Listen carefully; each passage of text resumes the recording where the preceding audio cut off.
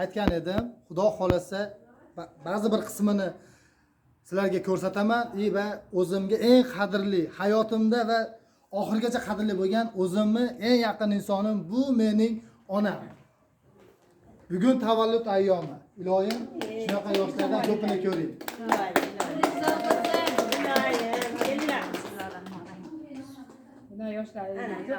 Marzaxon to'qlari, yoshlari 73 yoshda, Xudo xolasa. Mendan o'tib ketdilar. Iloyim.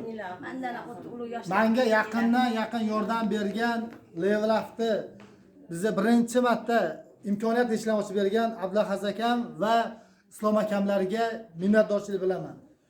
Abdulaziz akam meni birinchi ustozim bo'ladi. Men buni albatta tan olaman va oxirgacha ustozim bilan birga bo'laman. Iloyim, hojonalar baxtimizga sog' bo'lsin. Qani? Amin. Allohim mana shu onamizni bugun tavallud topgan kunlari ekan, mana shu yoshlarga kiribdi. Shunday bolani yetkazib, farzandini dunyoga keltirib, chiroyli tarbiyalab qo'ygan ekan. Alloh rozi bo'lsin. Onasiga doim mehribonchiliklari har qachon boqiy bo'lib, shularni baxt kamolini ko'rib yurishlik onamizga ham nasib qilsin.